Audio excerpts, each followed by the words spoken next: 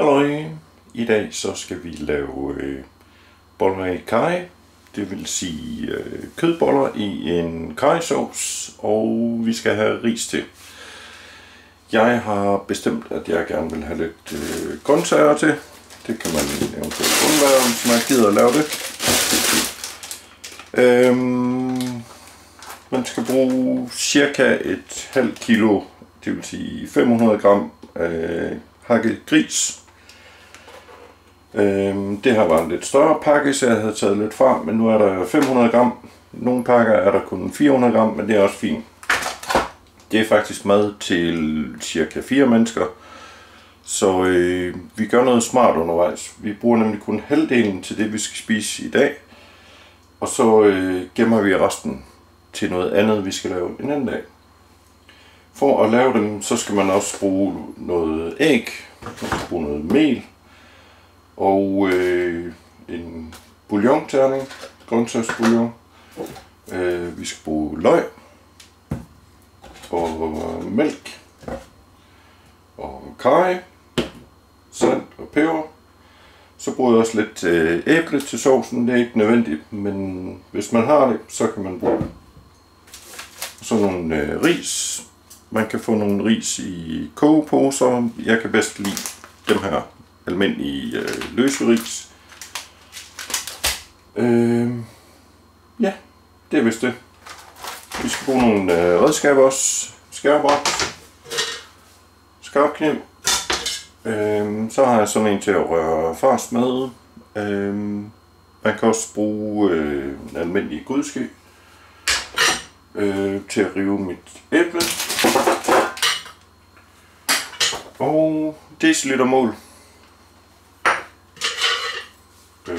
Skravlekniv. Teske til at måle karry. Og en stor skål til at blande fars. Og vi skal bruge litermål og en melryster. Og så er det smart at have en ske med hul i, til når vi skal koge kødbollerne, så er det nemmere at fiske dem op. Ja, og så nogle gryder. Men vi starter med at gøre farsen klar til kødboller. Og jeg har selvfølgelig vasket fingre, tørret bordet af. Så jeg tager et kød. Bums. Derned. Og der skal jeg bruge et æg.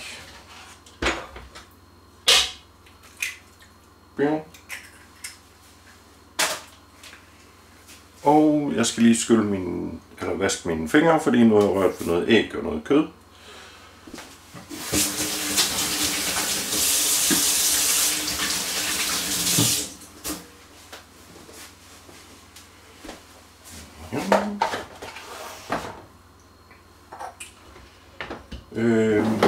Jeg skal bruge cirka en deciliter mel.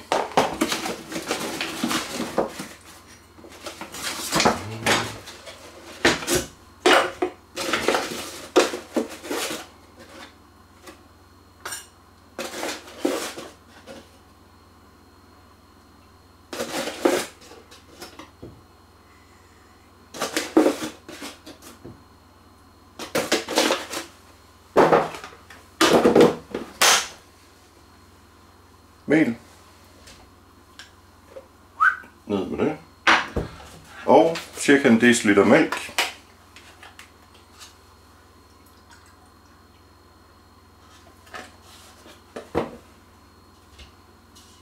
Og ned med det.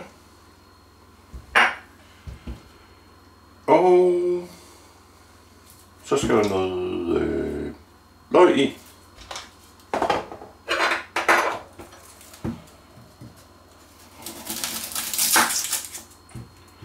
Og det skal være fint hakket løg.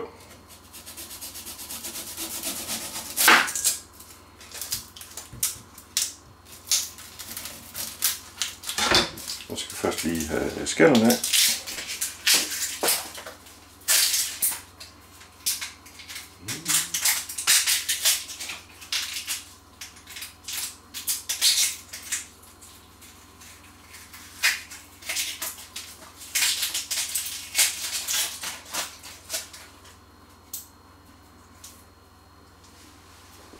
Så, skallet løg. Og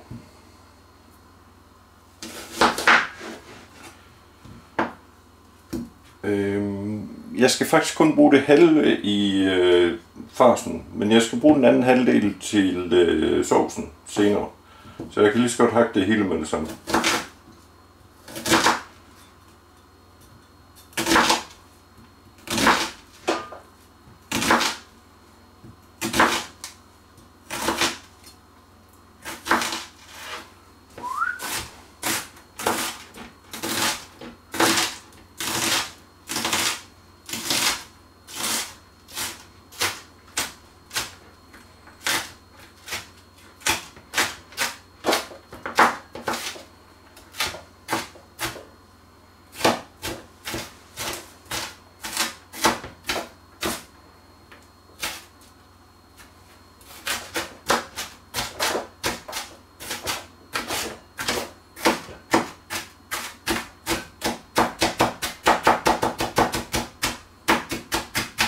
Og det må godt være hakket meget fint, så der ikke er klumper i, når man laver de færdige kødboller.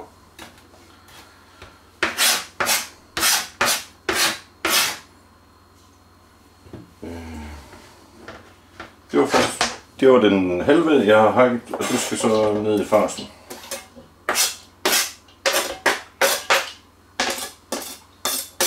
Den anden halve her, den skal jeg først bruge senere, når jeg skal lave sovs. Nu er der fars, der er sådan en med mel, en med mælk, og der er et æg i, og så er der et halvt løg hakket. Så nu mangler der salt og peber.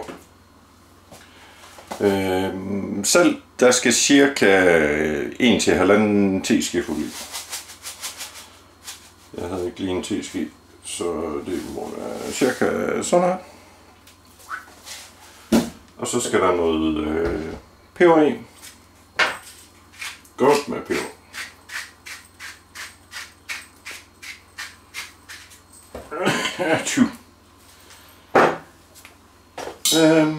Og så skal det bare være sammen. Det kan man også gøre i en maskine, hvis man ikke gider at gøre det selv. Det er ikke så svært.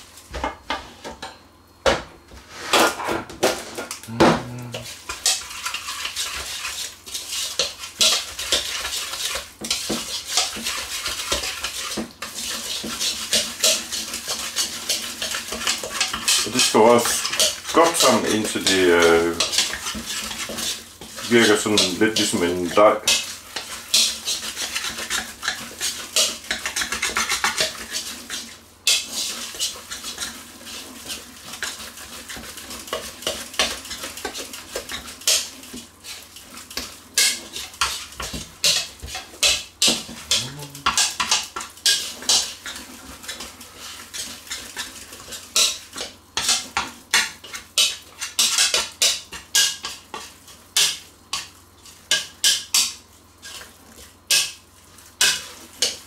Så tror den er ved at være.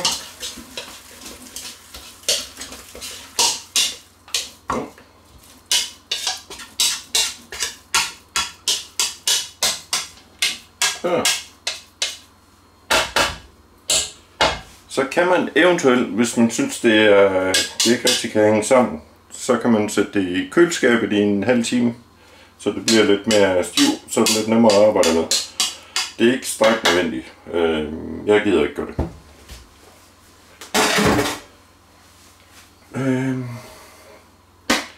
Det her, det er den fars, vi skal bruge til at lave kødboller af.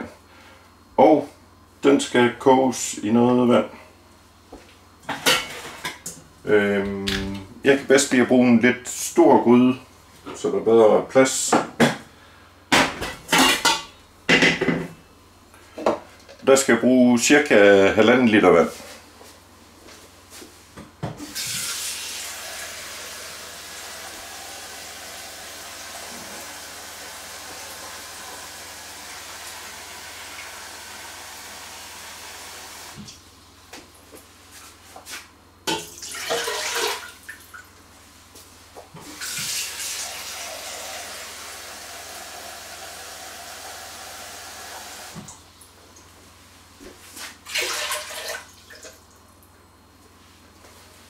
Det fungerer også, hvis man har 2 liter eller 3 liter, så tager det bare længere tid om at koge. Det er faktisk ikke nødvendigt. 1,5 liter, det er fint. Det passer. Og det skal vi have til at koge, så kogepladen den får fuld gas, fordi vandet det skal bare koge. Rykker vi lige lidt herover.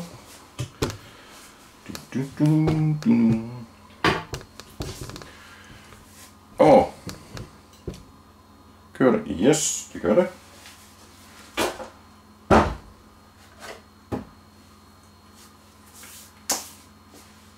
Og først når vandet det koger, eller begynder at koge, så skal jeg have puttet lidt salt i. Men jeg venter lige til det bliver lidt varmere, så er det nemmere og hurtigere til at blive opløst.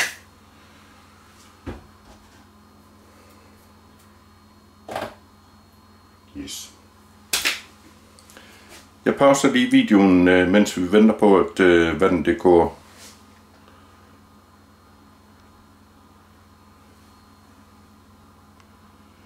Så jeg kan finde ud af at pause den. Så var det ikke så længe inden vandet det koger. Mens jeg ventede, så havde jeg lige skrællet lidt gulerødder. Gjort klar, dem skal jeg ikke koge endnu. Det er nogle jeg gerne vil have sammen med min aftensmad. Nu kan jeg høre, at vandet det er næsten ved at koge.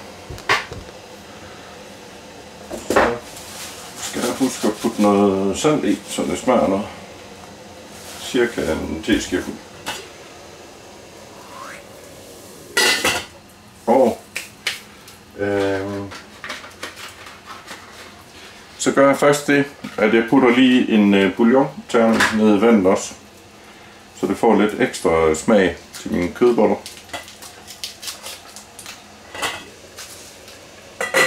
Den smuldrer jeg ned i vandet.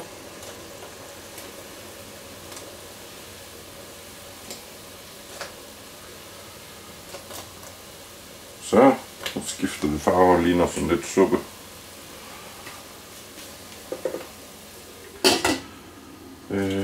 Yes. Se, nu er der lidt meget fart på det her vand, og jeg er altså ikke så hurtig. Så jeg flytter den lige væk fra kogepladen et øjeblik, mens jeg gør mine kødboller klar. Og måden jeg gør det, der bruger jeg en spiseske til store kødboller, dem man bruger til boller i kaj. Dypper den lige i vandet, så den ikke klister. Og tager cirka en skefuld, og så former dem i hånden sammen med skeen.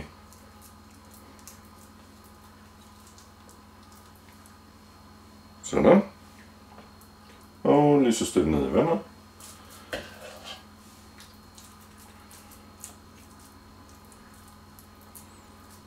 Så kan man selv bestemme, hvor store de skal være. Jo større de er, jo længere tid er de om at koge.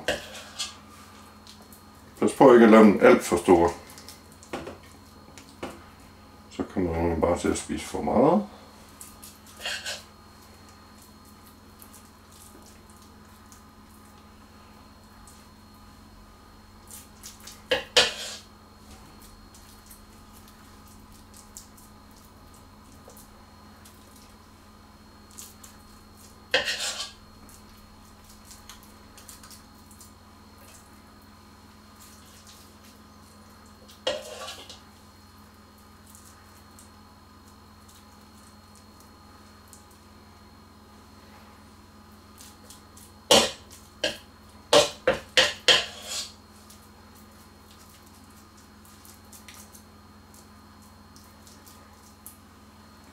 Så 1, 2, 3, 4, 5, 6, 7, 8.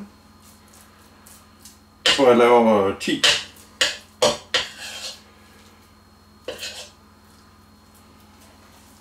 Gode store kødboller. Cirka på størrelse med en frikadelle. Lille frikadelle.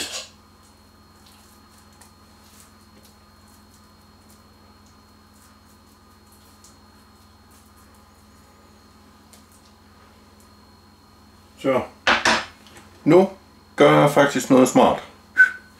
Fordi jeg skal kun bruge de her 10. Hvis vi nu havde været 4 mennesker, så kunne jeg lave kødboller af det hele. Men jeg kan ikke spise så mange store kødboller, så jeg laver nogle små kødboller. Og de små kødboller, når jeg har kogt dem, så putter jeg dem i fryseren og gemmer dem til noget andet. Det kan være til suppe eller til en pastasauce med kødboller for eksempel. Så jeg laver lige nogle små nogle, og der bruger jeg en teske. Og det smarte er, at det er jo fuldstændig den samme fars. Det er faktisk også den samme fars, man bruger til frikadeller. Mega smart.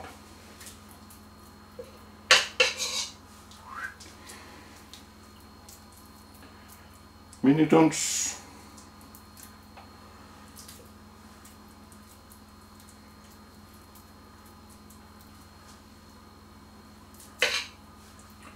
De små er jeg tror jeg vil bruge dem til en pastasauce en gang senere. Så dem putter jeg i fryseren, og så har jeg nem aftensmad en anden dag. Jo.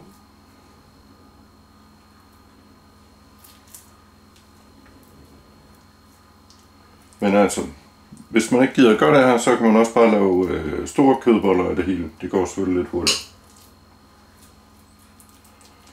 Og hvis du ikke gider kigge på, at jeg står her og triller kødboller, så kan du bare spole lidt frem.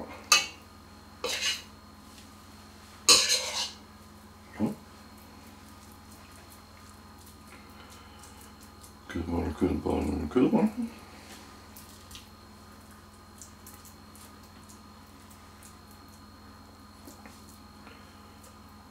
Så skal man huske, det er rå svinekød, man står og rører ved her.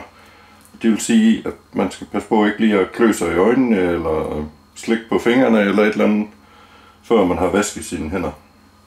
Fordi der kan godt være nogle bakterier på grisekød, når det er helt råt.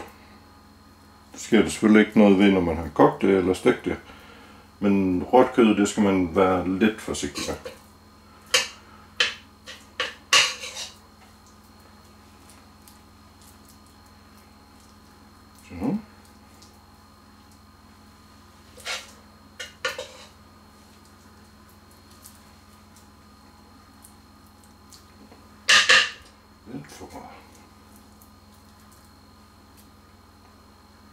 Det er faktisk ikke så vigtigt, at de bliver helt perfekt runde. De smager godt alligevel.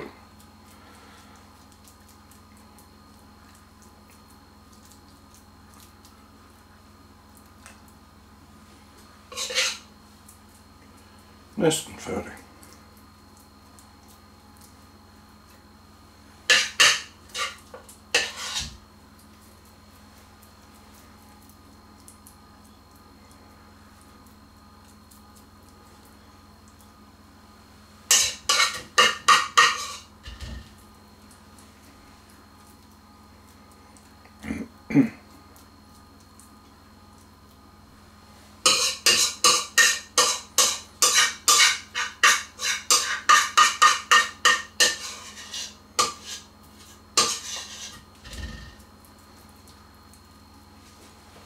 Sidste.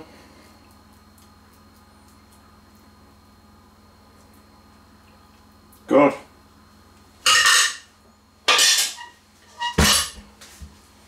Jeg vasker lige mine fingre.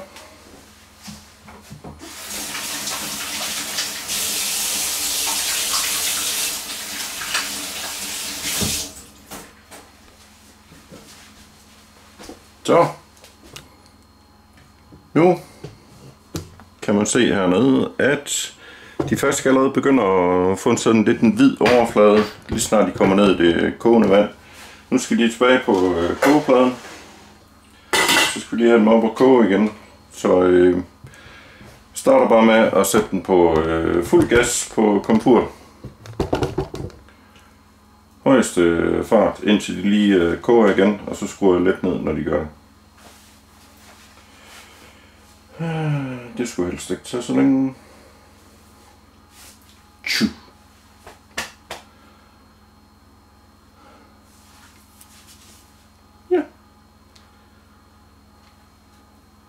pauser lige et øjeblik, indtil de koger igen.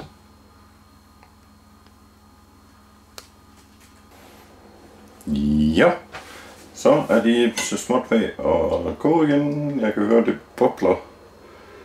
Koger ikke helt endnu. Det skal lige koge så meget, at vandet det bobler. Det gør det lige om lidt.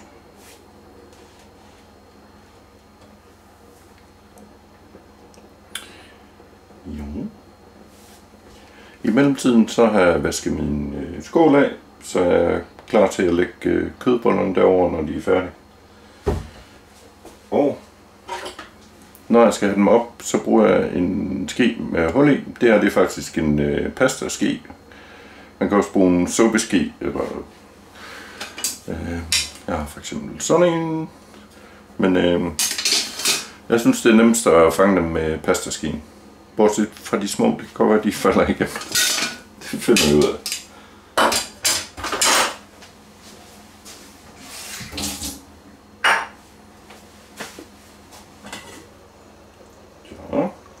Nu begynder der at ske noget.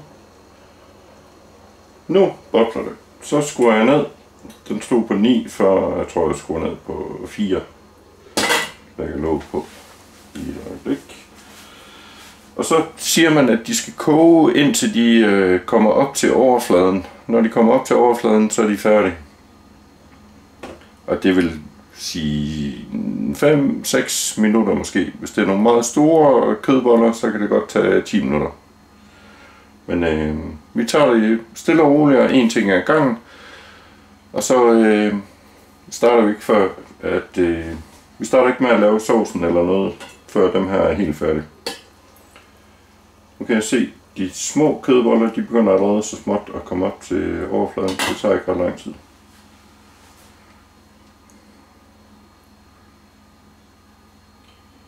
Jo.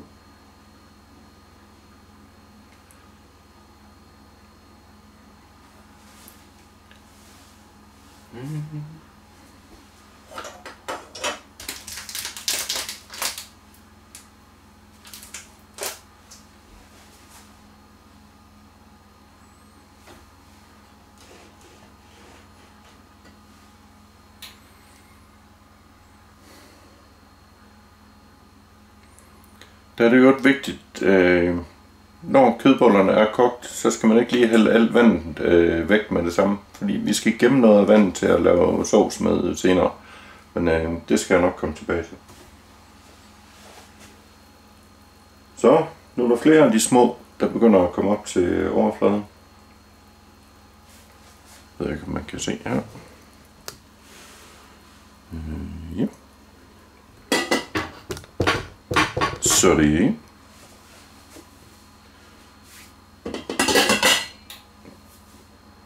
De koger altid lidt hurtigere, når man har låg på, så det sparer også lidt energi.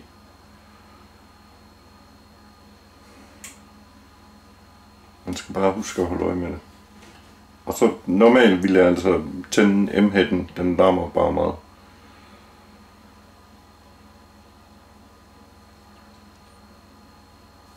Hvor lang tid har det kogt nu?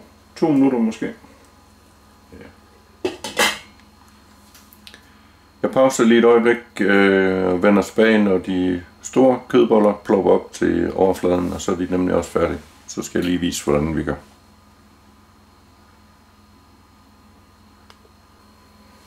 Så nu var det altså ikke længe før de er kogt. Jeg tror faktisk, at de er færdige, fordi de alle sammen kommer op til overfladen. Men jeg er en lille smule usikker på det, så jeg kan lige vise, hvordan man tester det. Så tager jeg lige og fanger en af de store kødboller med min hulske. Lægger den over på en tallerken. Og kan man se tallerkenen her. Ja, det kan man godt. Og så prøver jeg simpelthen lige at skære den midt over. For at se, hvad den... Skal lige se, om jeg kan zoome ind her. Ja, der er den. Og den er fin hvid indeni. Hvis den nu havde været lyserød, så var den ikke kogt færdig. Og så skal den altså have noget mere. Men det her lige, det ser fint ud. Plop. Så de er klar. De er færdige. Godkendt. Så er der kødboller. Og slukker for kogepladen. Tager dem af. Og så skal jeg have dem fisket op og puttet over i min skål.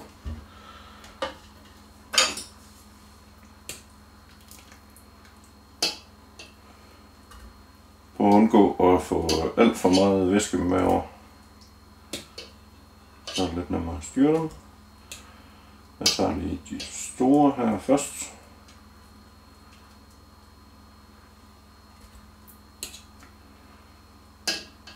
Ja, det var den jeg skal over. Så. Det lugter lidt af suppe hernede. Det var fordi jeg puttede den der bouillon-terning i. Så det er helt ligesom det skal være.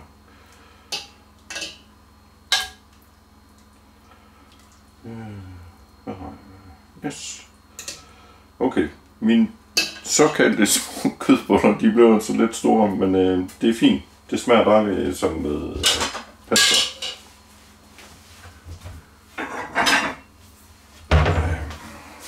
Og de her mini kødboller, dem gemmer jeg lige for sig selv.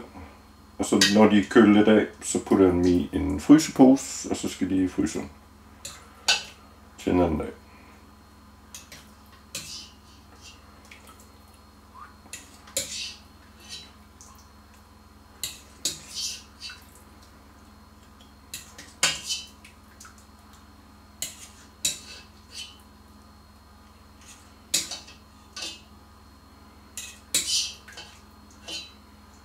Sådan.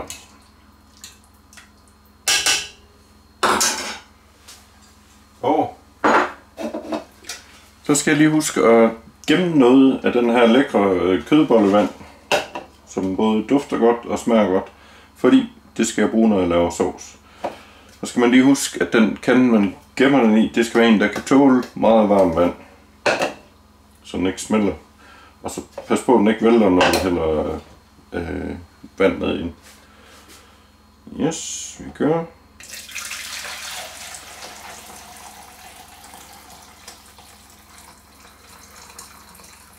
Jeg tror ikke, jeg skal bruge ret meget i virkeligheden, men jeg fylder den godt op, den her. Der er vel 0,8 liter eller sådan noget. Men hellere lidt for meget, end at stå og mangle noget til sidst. Resten, det hælder jeg bare ud, og så vasker jeg lige gryden og gør den klar. Så skal vi lave sovs lige om lidt. Så jeg vasker lige gryden, og så er vi klar igen om lidt. Godt. Jeg fik vasket gryden af, og fik faktisk også lige vasket lidt andre ting af. Og i mellemtiden, der er min mini kødboller faktisk kølet lidt af. Så jeg tager lige en frysepose, god størrelse, dem der hedder 4 liter. Det er altid rart at have i køkkenet. Hvis man nu har en tus, så kan det være en god idé lige at skrive datoen på den. De skal helst ikke ligge i fryseren mere end 3 måneder. Så det kan være en god idé til at hjælpe med at huske, hvornår var det lige jeg lavede den. Hvis jeg ikke får den brugt med det samme.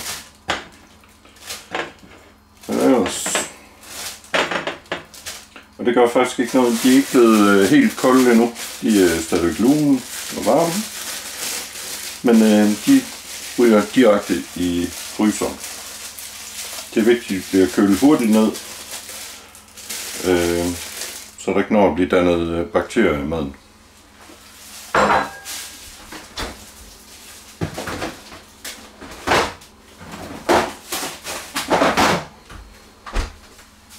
Så. Det var det. Nu skal vi til at lave karrysovs, og vi skal have kogt nogle ris. Så det tager faktisk ikke så lang tid at lave karrysovsen, så vi starter med at sætte risen over at koge. Og det jeg har her, det er nogle der hedder basmati ris. Det udtales måske anderledes. Der er også nogle der hedder jasmin ris. Man kan bruge begge dele, det er bare hvad man kan lide. Det er nogle meget billige ris, Og der følger jeg bare instruktionen, der står på pakken. Der står, at til 4 personer skal man bruge 3 dl ris og en halv liter vand. Yes. Så jeg finder lige en halv liter vand.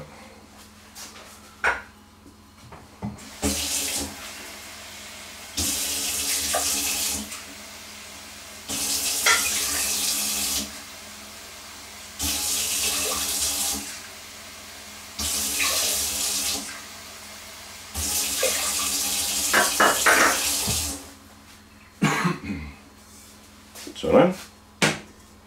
Og tændt for kogeplade, fuld blus. Så ved jeg, at lige om lidt, så skal jeg bruge 3 dl ris. Det kunne jeg jo for eksempel gøre klar nu. Man kan også bare gøre det senere, men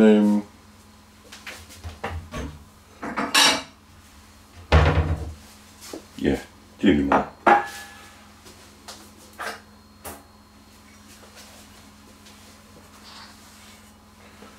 Den her har været vasket af i mellemtiden, så den kan bruge til at måle op med.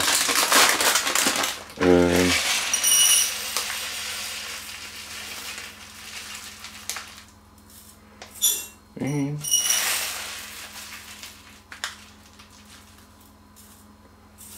To.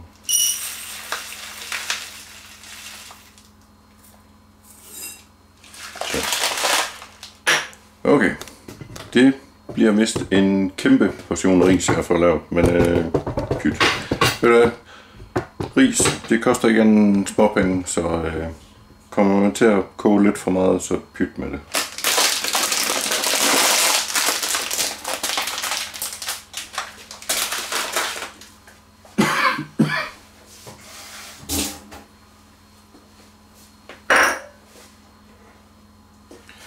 De her ris, de skal koge i 15 minutter, og så skal de stå og hvile i vandet i 5 minutter.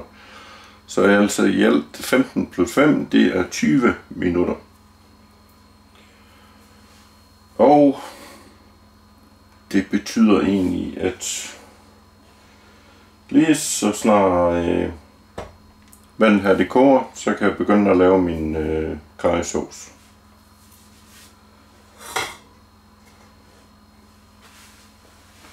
Jo.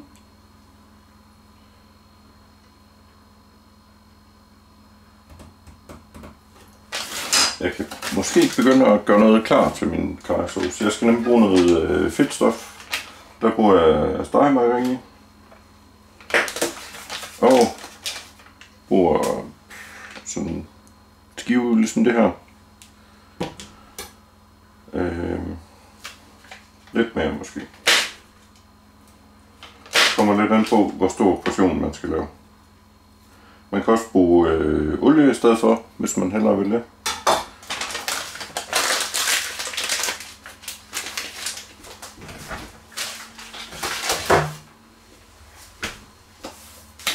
Olie, det er lidt mere fedtfattigt, men det er også lidt dyrere at bruge. Så ja. Og så ved jeg også, at lige om lidt, så skal jeg bruge den anden halvdel af mit hakkede løg. Så det kan jeg måske lige nå at hakke, mens vandet til risene det koger. Hvis jeg skynder mig. Det gør. Det går. Gør det ikke.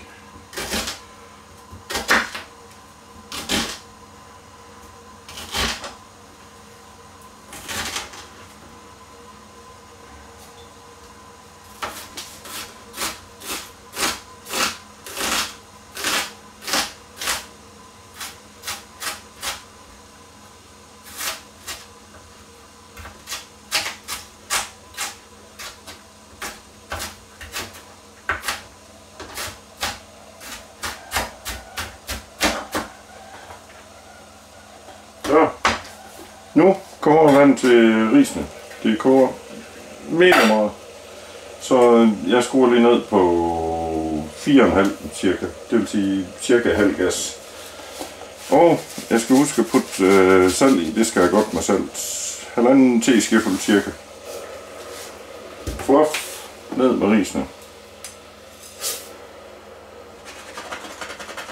Lige fordele dem lidt rundt i gryden. Låg på. Sådan. Så kører det. Og så er vi faktisk... og det er allerede ved at koge. Nu skal jeg lige huske at sætte timeren til 15 minutter. Om 15 minutter, så skal jeg gøre noget.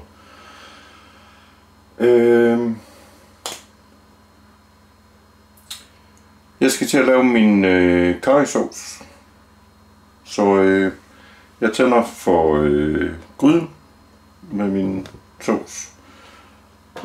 Det skal være en lidt stor gryde, så der er plads til mine kødboller, de skal i til sidst.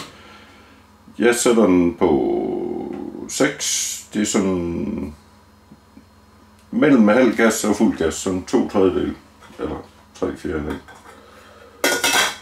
Yes. Når fedtstoffet det er smeltet, eller når olien er blevet varm, hvis man bruger olie, så skal jeg have løg i, som skal stege, og så skal jeg have min karry svitset. Jeg kan godt lide at bruge lidt revet æble i en karrysauce, så jeg skynder mig lige at skrælle et æble.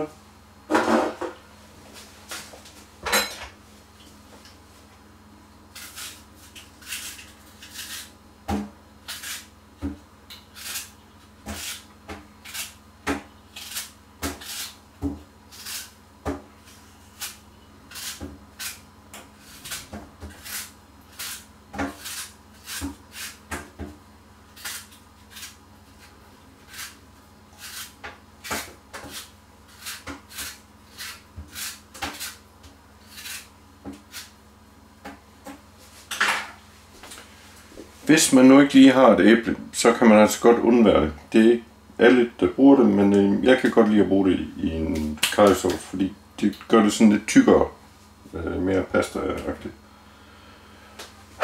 Og jeg skal huske at have en teske klar, så jeg kan måle min karry. Hvad skal jeg mere bruge? Tjek. Nu er min margarine smeltet. Og så er mit hakket løg på det i.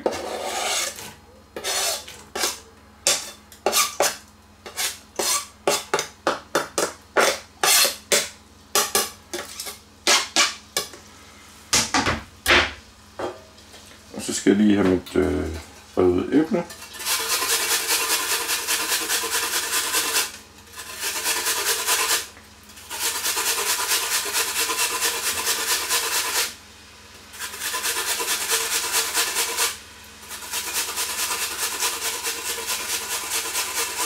Det rører jeg bare direkte ned i gryden.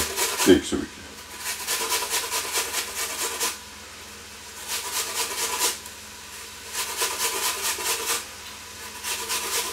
Og det er heller ikke så vigtigt, om det er et stort æble eller et lille æble. Jeg synes bare, det giver lidt ekstra god smag. Så.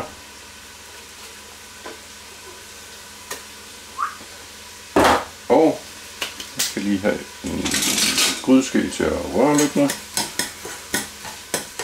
Nu begynder det at svitse sådan lidt. Og det vil sige, nu er den ved at være godt varm hernede i bunden. Så er jeg klar til at putte karry i. Og der skal den altså være varm, når man gør det. Jeg bruger 2 teskefulde karry. Jeg kan godt lide den lidt stærk. Det skal man prøve sig lidt frem med nogle gange. Og det skal lige blandes godt ned i gryden her.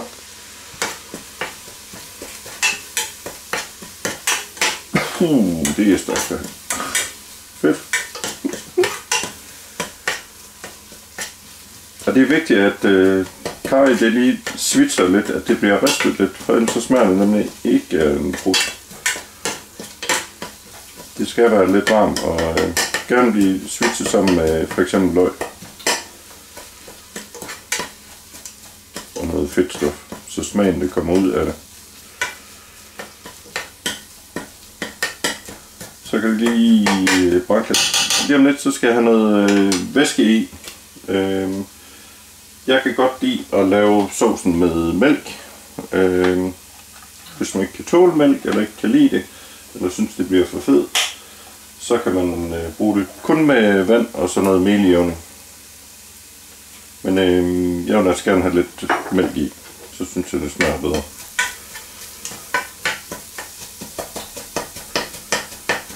Og nu ved jeg godt, så tænker man måske, at nu er der sådan nogle klumper nede i, men det er ligeglad med. Det smager godt. Og det bliver helt sådan til mos, når det bliver til sovs. Så tror jeg, det er ved at være klar til, at vi kan begynde at lave sovs.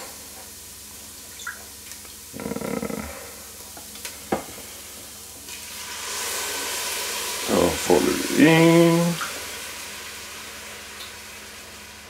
Cirka 2 dl mælk bruger jeg.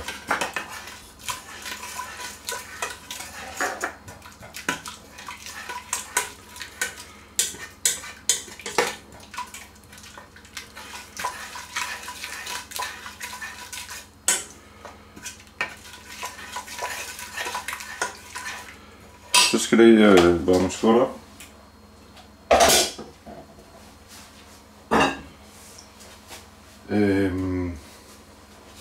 Jeg tror faktisk bare, at jeg hælder min kødbollevand i med det samme. Der kan man så selv regulere, hvor meget sovs vil jeg gerne have. Jeg har ikke så mange kødboller, så jo. Sådan der. Så er jeg rigelig sovs. Nu skal det lige op og koge.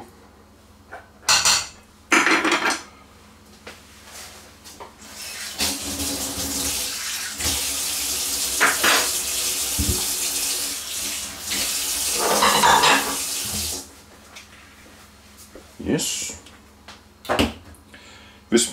Hvis man gerne vil lade det til at smage lidt ekstra, så kan man eventuelt putte sådan en bouillonterning i. Jeg synes ikke, det er nødvendigt, når jeg har brugt det der kødbollevand, fordi der var også bouillonterning i.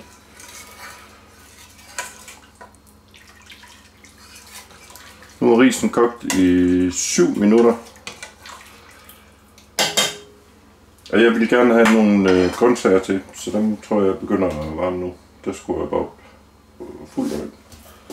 Lidt sådan lidt.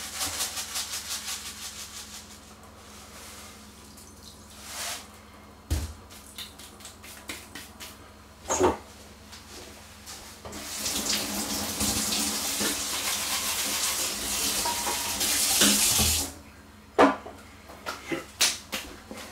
Jo.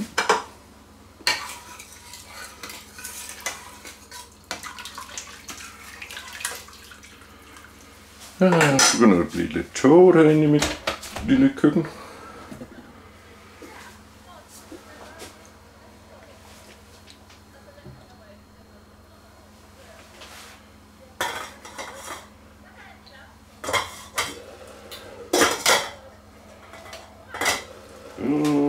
Der er ikke godt meget vand tilbage nede ved risen. Det kan godt være, at man skal have lidt ekstra i, så de ikke koger tør. Det tror jeg lige, jeg gør.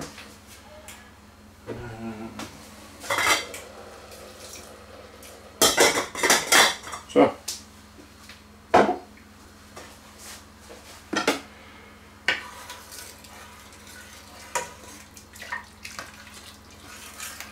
Og var det ikke så længe inden sovsen kommer op og koge.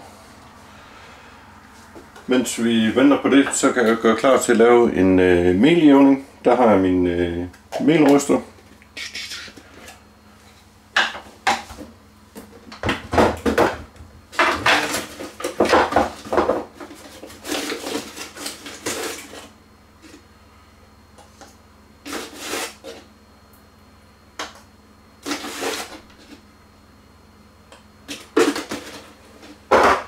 Jeg har fyldt 3 spiseskefulde helt almindelig mel i, og så skal jeg have en lille smule vand i. Nok til at jeg kan ryste med det.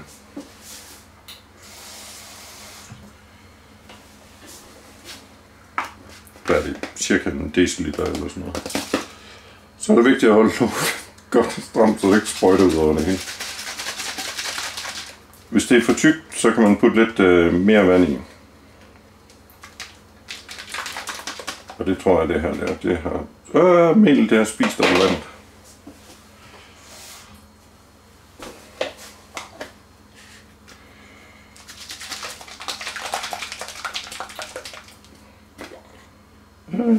Stadigvæk med.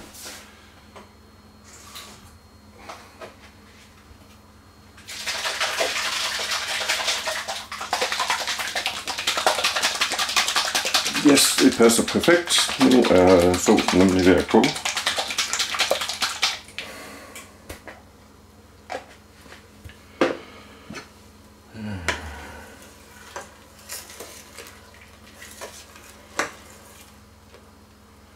Yes. Og nu er der gået 10 minutter, det vil sige, at der er kun 5 minutter tilbage, inden risen er færdig. Eller kogt færdig i hvert fald. Jeg hælder noget af min meljævning i. Ikke det hele på en gang. Fordi jeg skal lige vente og se, hvor tykt det bliver.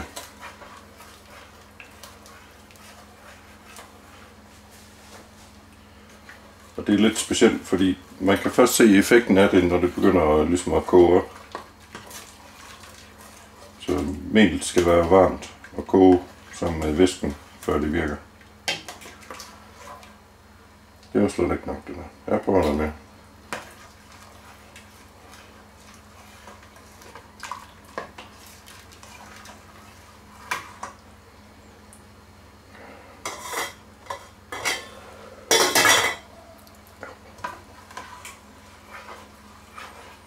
Godt mærke, det begynder at blive en lille smule tykkere, men ikke nok endnu. Jeg kan godt lide en tyk sovs. Tyk vand og tyk sovs.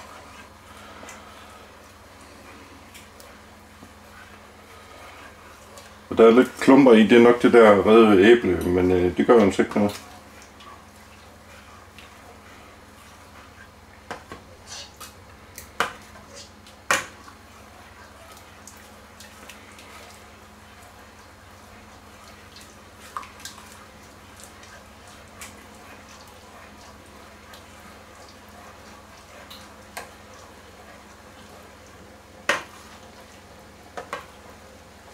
Så koger min lille gryde med grøntsager, skruer lige ned på 4. Jeg synes faktisk stadigvæk, det er lidt tyndt det her. Så jeg laver lige lidt mere mælkeblanding.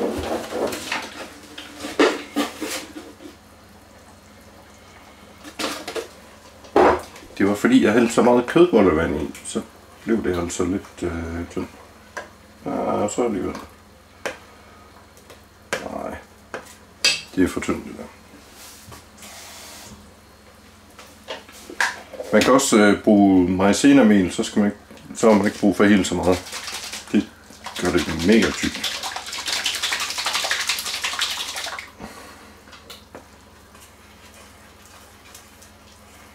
Og det bliver lidt tykkere nu, hvor det koger ikke. Men lidt mere, synes jeg måske. Sådan. Nu begynder det at føles lidt som sovs.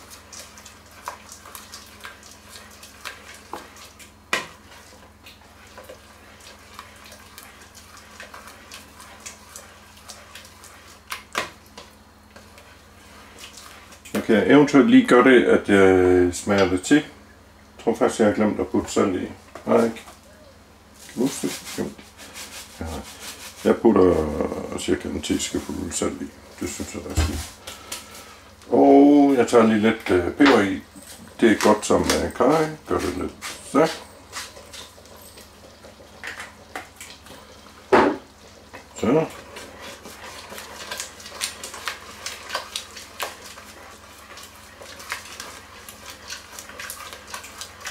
Yes.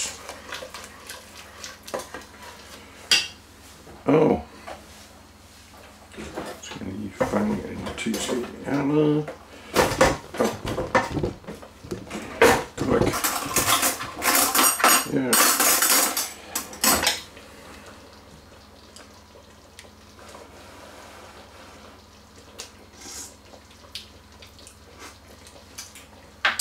Det smager af karrysauce.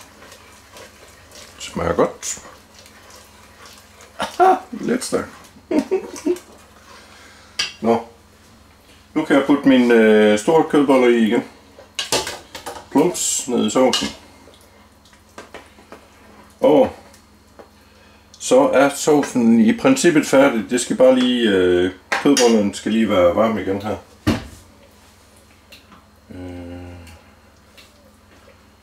Jeg kan se min lille gryde med grøntsager, den holder op med at koge. Det skal den ikke.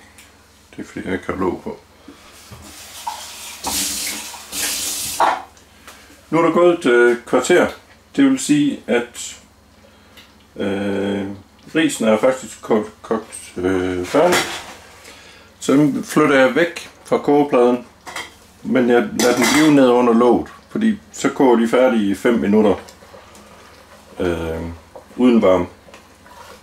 Der står de og suger noget, det sidste vand fra gryden imens.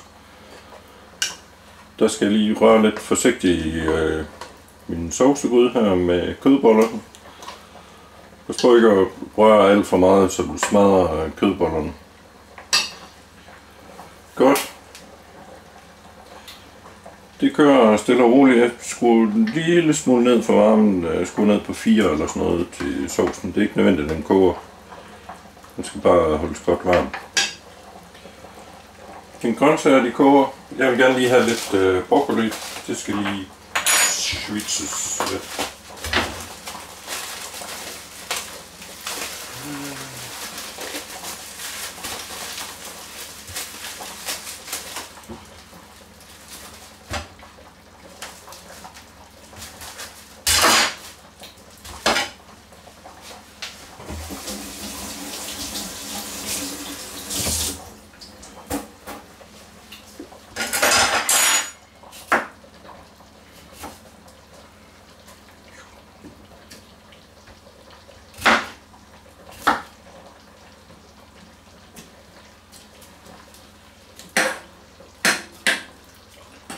Så.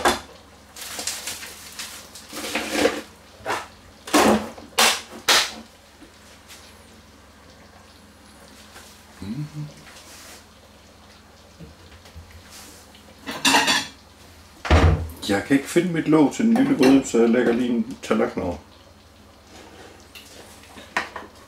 Sådan. God karrysauce.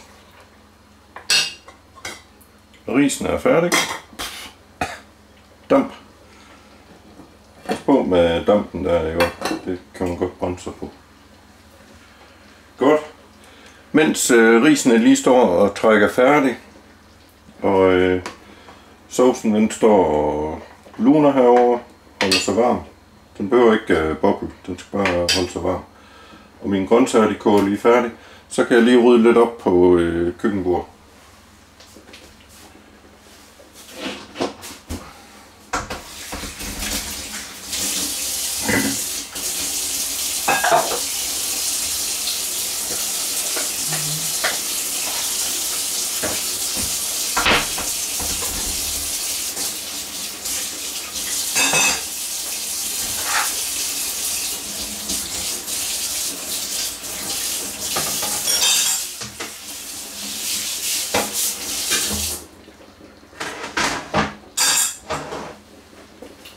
Og selvfølgelig, så kan du også begynde at dække bord nu, fordi lige om lidt, så skal vi spise. Og det bliver borddele. Det gør det.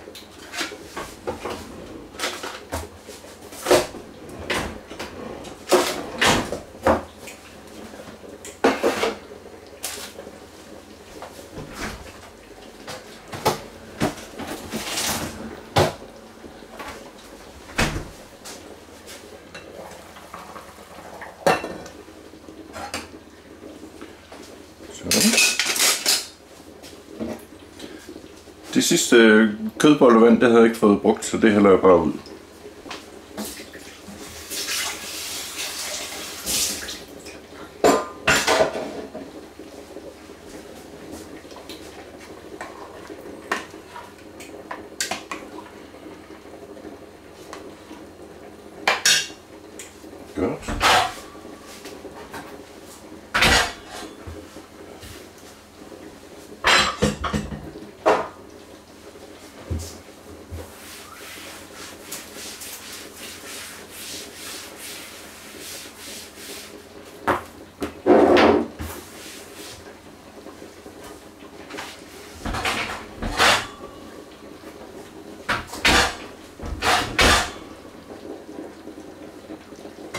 Fint.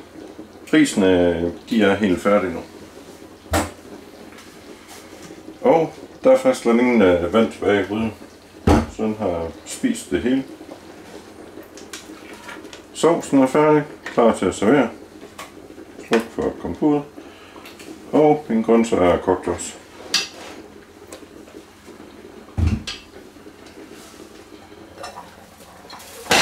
For sådan.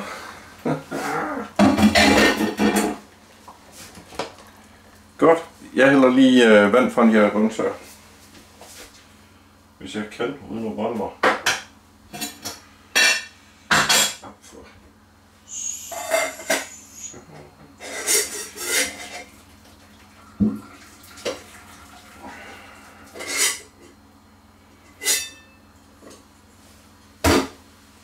Sådan. Lækre grøntsager. Og kan man godt lige tørre lidt forsigtigt, selvfølgelig pas på, kogepladerne er varme. Det var nemmere at få det, inden det brænder fast. Sådan.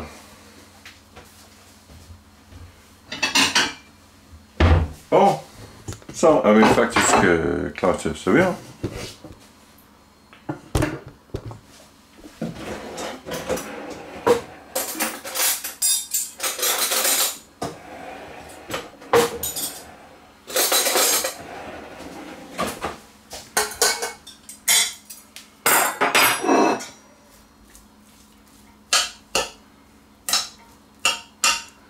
Jo.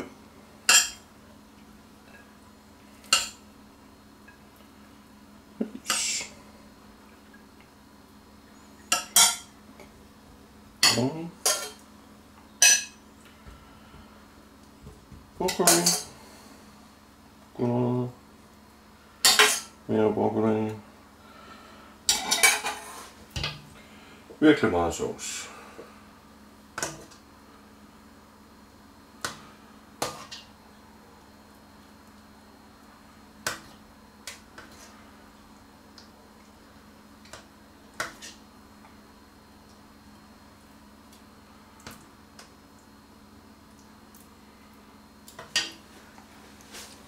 Hvad siger du så? Jeg siger, at jeg er sulten. Og det smager godt.